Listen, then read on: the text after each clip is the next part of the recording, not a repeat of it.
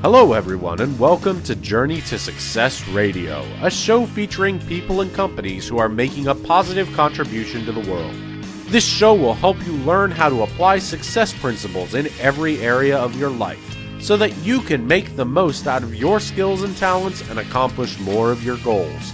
To find out more about the show, please visit www.journeytosuccessradio.com.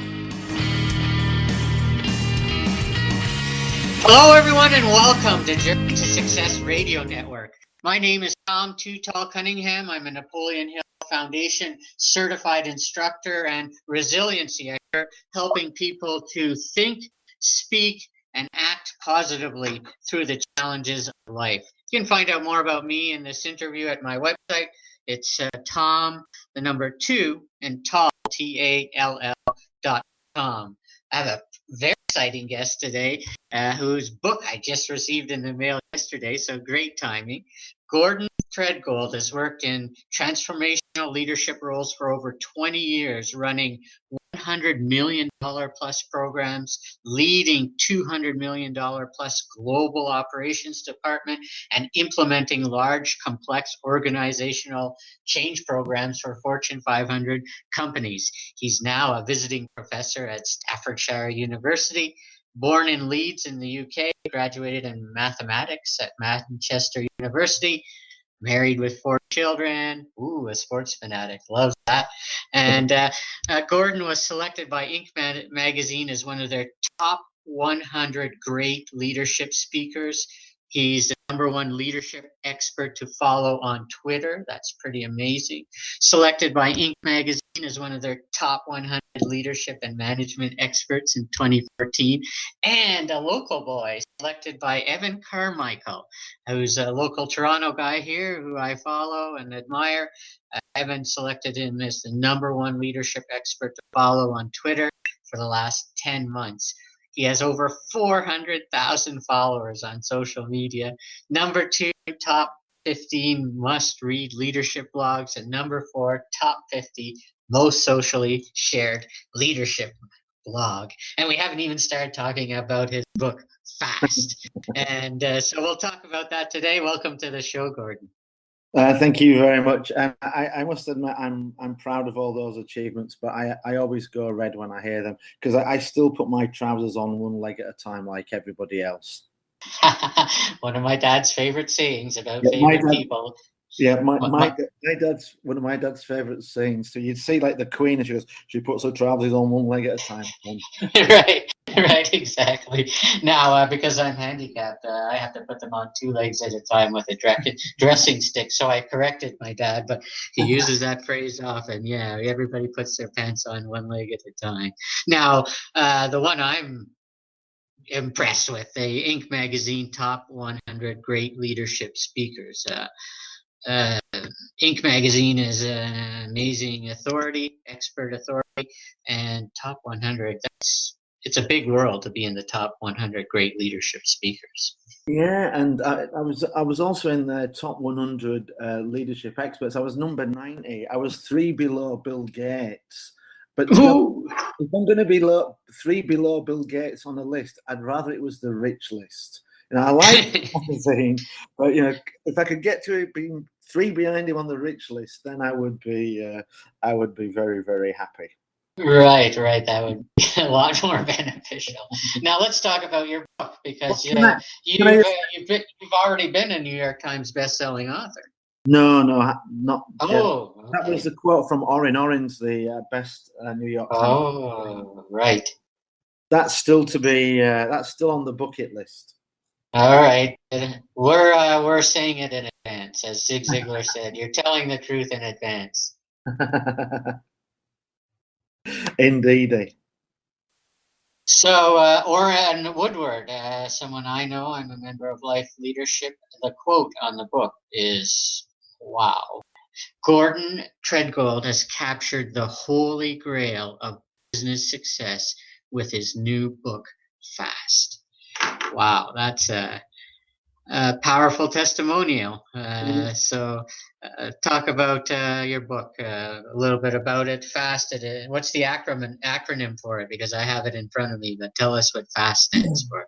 So I'm not a big fan of acronyms. I think sometimes they can be a little bit contrived, and I kind of stayed away from that with my first book. And somebody was asking me, what are your top three skills? And I said, well, in my experience over the years, projects fail because of a lack of focus, a lack of simplicity, and a lack of transparency. So I would say those are my three biggest strengths. And one of my coaches said, what about accountability? And I went, well, yeah, accountability goes without saying. And he said, well, you know what? If you say it, you've then got FAST. I was like, wow, yeah, you're right. I haven't even had to try to, figure out an acronym or words I could use. So FAST stands for focus, accountability, simplicity, and transparency. And, having spent 30 years turning around failing projects and underperforming departments, things fail because of a lack of focus, and focus is the what. It's not clear what we're doing. I've worked in companies where we've been chasing revenue rather than profit and lost a lot of money. It fails because of a lack of accountability, which is where that's about the who's doing the job. Is it clear? Has it been communicated? Do they have the tools to do it? And often things fail because people don't have the right understanding, the right skills, or the right tools. A lack of simplicity. We just go out of our way to complicate things. It's unbelievable. When we do that, if it's complicated, we sometimes lack understanding on how we're going to achieve it, which then impacts confidence. A lack of confidence is not good for success. And then the last part, transparency. It's about doing the due diligence and knowing how far do we have to go, how far have we come, and how far do we have to go. And if you focus on improving in all those four areas, you will see transformational results. And I've implemented this with entrepreneurs. I've implemented it in $100 million programs, $200 million projects, as you say. But I've also done it on personal goals, writing a book, running a marathon. It works. It will improve your performance. It won't guarantee success, but it will significantly improve your performance. I can't apply FAST to my MBA career because at 54, 5'6", and no basketball skills, it doesn't matter how fast I do it. That's not going to happen. But it will improve your performance significantly and put you on a road to success. Nice. Now, one thing that is kind of interesting for me is, and you talk a lot about simplicity and keeping things simple, and yet if you're working on $100 million or $200 million project, it would be hard to find the simplicity in some of those projects. So talk about why that's so important, simplicity and keeping things simple, even if you're involved in massive $100 million plus projects.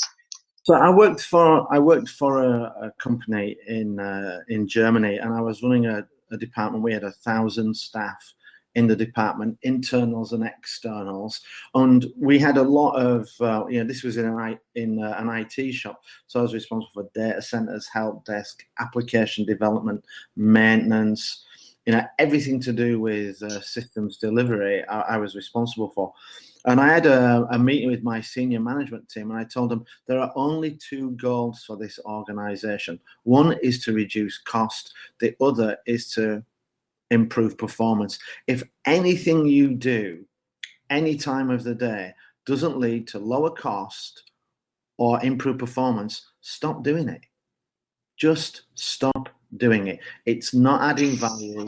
It's not helping us. And if I ask you to do it, just remind me that these are our two objectives. And when we did that, people clearly could understand and see what our focus was, and it allowed them to just eliminate unnecessary tasks which were complicating the situation, making them work hours that were too long. And by doing that, it really got everybody on the same page, and we actually cut a significant amount of money from the operation, and as well as improve performance by over 50%.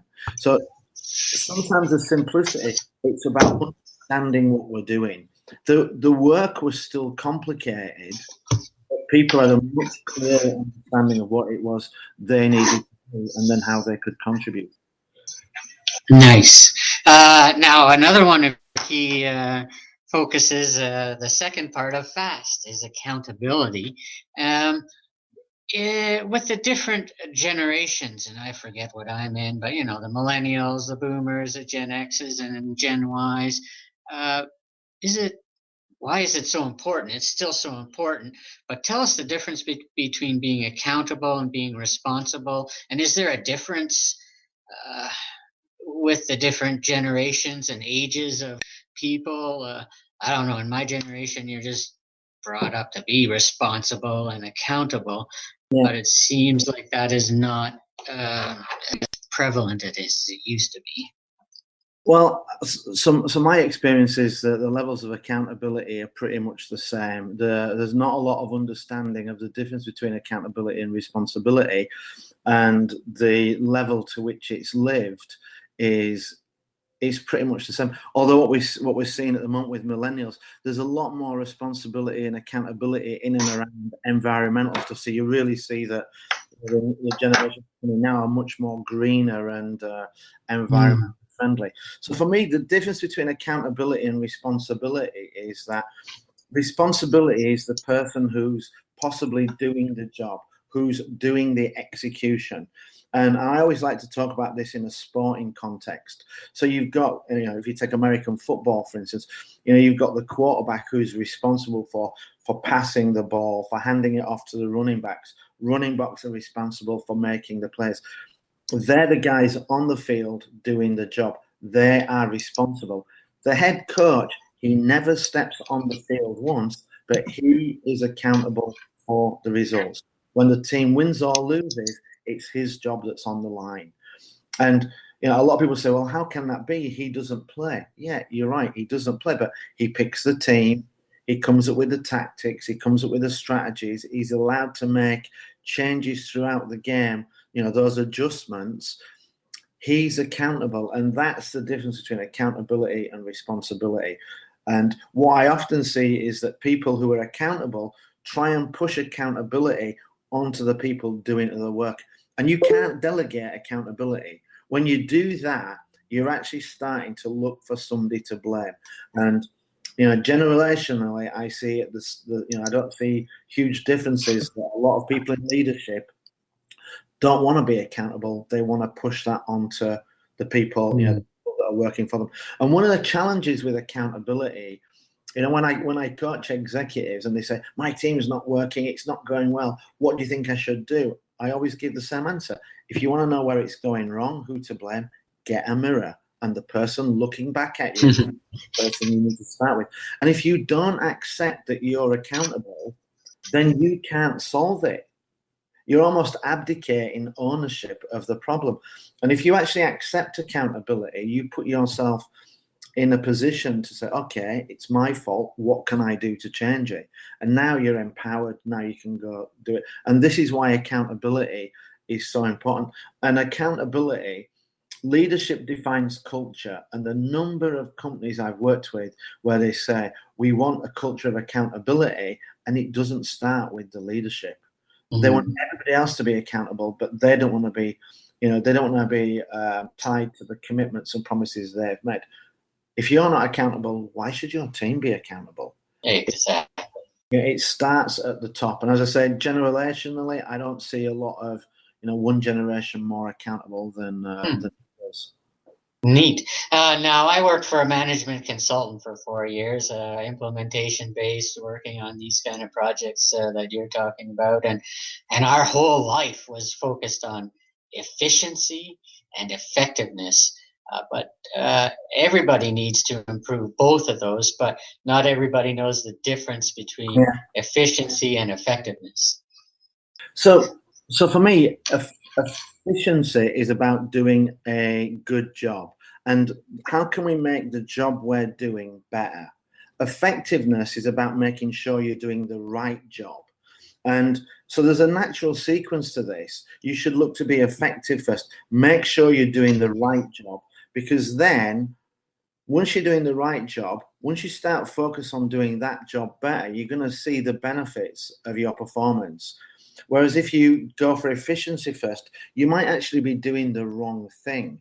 And then it doesn't matter how well you do the wrong thing, you're not going to see any improvements. It's like me, if I want to go on a diet to lose 10 pounds in 10 weeks. If I decide my approach is going to be having 3 jelly donuts every meal, focusing on how I can better prepare and how I can quicker eat those donuts isn't going to help me move towards the goal, because that diet just isn't going to work. It doesn't matter how well I do it, how nicely I cut those donuts, how quickly I eat them, or how tasty they are.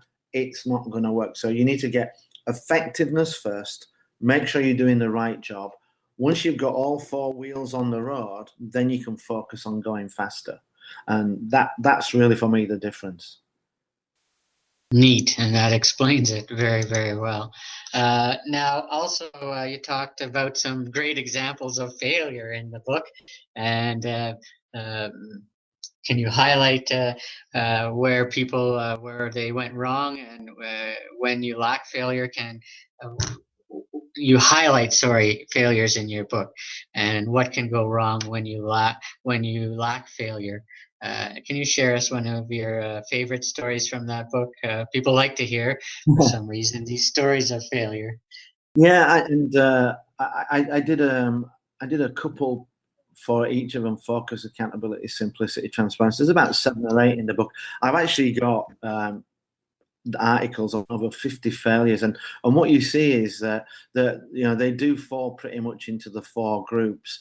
And coming back to what we were talking about before on the difference between effective and efficient, those are always my favorite ones, because that's where you really see the glaring area. And one of them I mentioned in the book is the French railway company, who they wanted to upgrade their trains. They had a $15 billion project to improve the trains. They delivered the trains ahead of schedule, beautiful trains, but these trains are too big for 800 of the regional stations. So they're beautiful, delivered ahead of time, but not fit for purpose. And this is because of a lot of focus. I mean, they made the trains too big.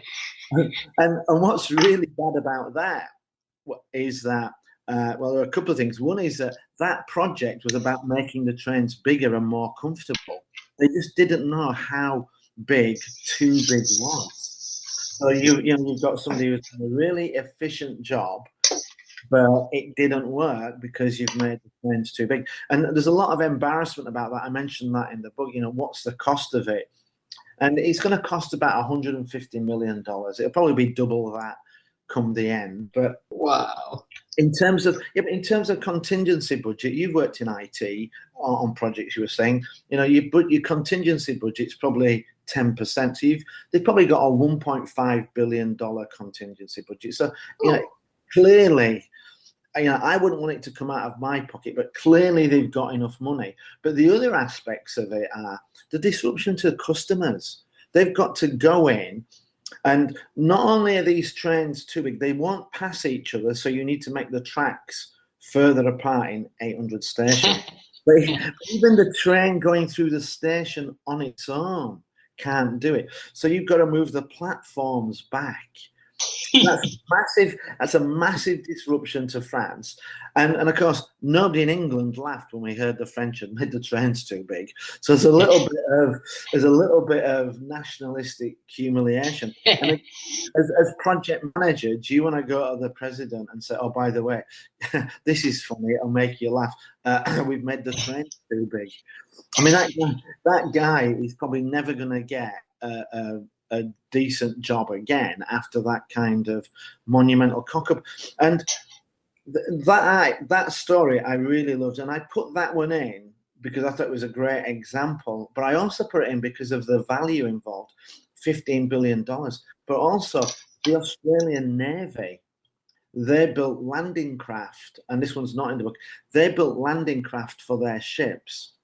And this was a $650 million project. And the landing craft are too big.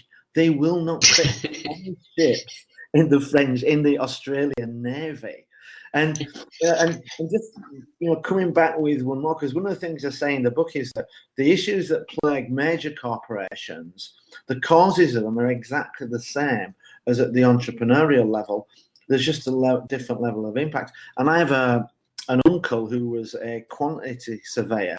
His job is to make sure, works on building sites, does all the measuring and everything. And he actually built his own garage, measured his car, built the garage perfectly so the car would fit in the garage. Woohoo, success. Only problem, couldn't open the doors of the car in the garage. So, that's 3 examples of exactly the same issue. People didn't know what success looked like. And the garage is beautiful, but it's not fit. It's not fit for purpose. And there's loads of examples of this. So, not only does FAST start with, but it's also the first point in getting things right. If you know what success looks like, you are well and truly on the road to success. If you don't know what it looks like, you can do a great job and still be screwed. My dad calls those things that are not fit for purpose good for boat anchors. But yeah, it's amazing how many examples are. There's a really good quote from tailoring, and that's measure twice, cut once. And I think if a lot of people measured twice, then the cutting once would be great. But if you only measure once and cut once, once you've cut the suit, it's too late if you've got the measurements wrong. So we need to check that we're aiming at the right target, because if you're aiming at the wrong target, doesn't matter how good a shot you are, failure is on your agenda. Now, if there is one thing that people take out of this book, what would it be? Where would you suggest our listeners start in order to be able to increase their own personal success? So I think I would suggest there are 2 areas I would suggest for them to look at. I think one of the benefits is that if you increase your simplicity, it's easier to focus, because it's easier to focus on things that are simple and not complex. And if you have more transparency, it's easier to hold people accountable. So as you improve in each area, it has a multiplying effect. So I would definitely tell people, try and focus on all 4. But the 2 I think which will probably give people most benefit, we laugh a lot, is focus, be clear about what success looks like. And then the other one is simplicity. If you're running a large organization, the simpler you can communicate things, the easier it will be for people to understand, and the bigger the buy-in. Because what I found is that people are not afraid of hard work. People are afraid of failure. So if you can give them a simple explanation of how to be successful, and you can see that, people will get right behind it and they'll work really, really hard. If they can't see it because it's overly complicated, then you don't get that same level of commitment. So focus on, choose one of those, focus or simplicity. Nice. Now, I always recommend that people buy books directly from the author's website. And look at you. You got your name as your website. I always recommend that to people, although even mine doesn't have my name, but Too Tall is what I'm more known for. And if you Google Tom Cunningham, there's some other famous dude. But there's probably only a few Gordon Tredgolds. There's only one, actually. Only one? Yeah. That was one of the reasons why I started writing. I was looking for another job, and somebody said to me, "Oh, when people apply for jobs, the job agencies and companies Google you. So you need to make sure that when they Google you, it says something good." So I Googled Gordon Tredgold, and I was the only one, and it had things like, my phone number in white pages. I'm on a couple of conferences I spoke at, and I thought, wow, that real estate is empty. I better I better fill it quickly. So, and that's what got me to start writing and putting all this stuff out. So if people Google me, I will be the only one they will find. Bizarre, I know, but I currently don't have the book available on the website yet. We'll be doing that in a couple of weeks. So, but people can pre-order it on Amazon or Barnes and Noble. Oh, nice. Okay. And so we don't need to tell, if we have to tell people how to spell Gordon, they need something more than this interview. So Gordon at Tredgold, TREDGOLD.com. So GordonTredgold.com. Visit the website. I'm on it. I have been on it. It's a good website. I like parallax design. I like how well it's done. Great content on there. So GordonTredgold.com.